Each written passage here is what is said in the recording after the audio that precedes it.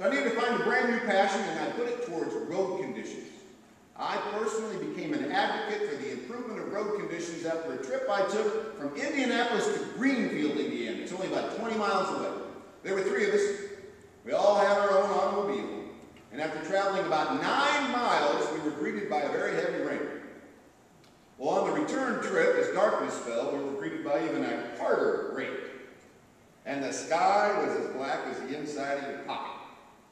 And the 3 of us came into an intersection where there were 3 sections of road coming in, and none of the 3 of us could remember which road we came in on. So we decided to hold a consultation. And as we put our cars together, we looked for the horizon to see if we could see any lights of the city of Indianapolis, and there was nothing. We stood there in the raindrops being illuminated by our headlamps as we scratched our heads. And one of us saw a pole that was sitting by the side of the road with a sign on top, and we thought perhaps that sign might offer some sense of direction.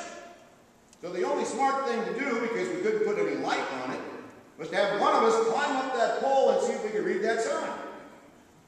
So we drew sticks, and I lost. And I got halfway up that pole, and I realized my matches were in the inside of my coat pocket, and I couldn't get a hold of them. So down I had to come.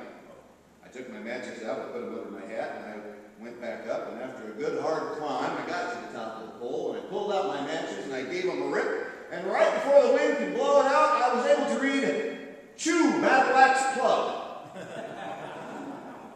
It was at that point I became an advocate for road conditions in this great country of ours.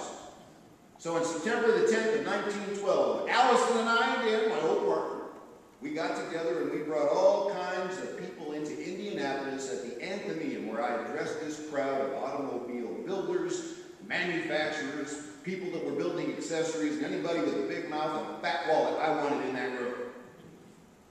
And I said, we need to build this coast-to-coast rock highway before we get too damned old. And they all looked around and they said, why are we building a highway across this great land of ours? And I said, it's because we have absolutely no faith in the political system's ability to accomplish this task. And that night, we garnered over $300,000 in pledges.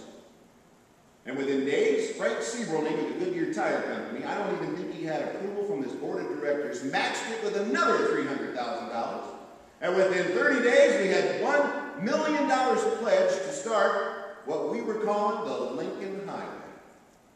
Now, Henry Joy, he was part of this group, and he was the president of Packard Motors up in Detroit.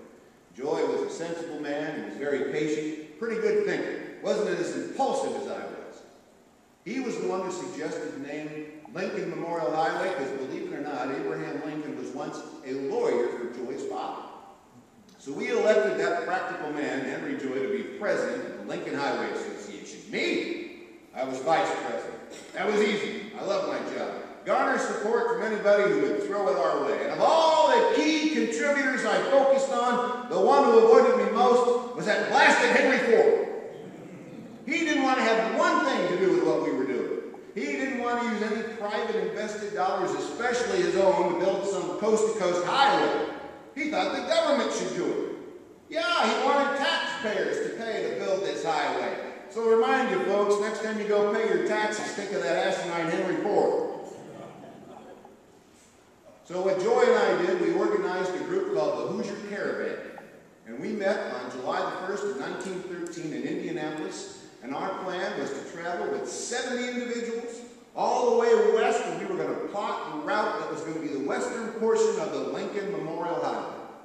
We had a grand old time.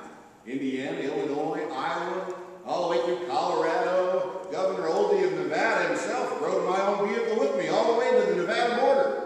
And when I got into California, I sent a note back and said it will be unnecessary for us to have to fund 1 mile of road work in California because they've been able to get sufficient funds to do all the work themselves. Hallelujah!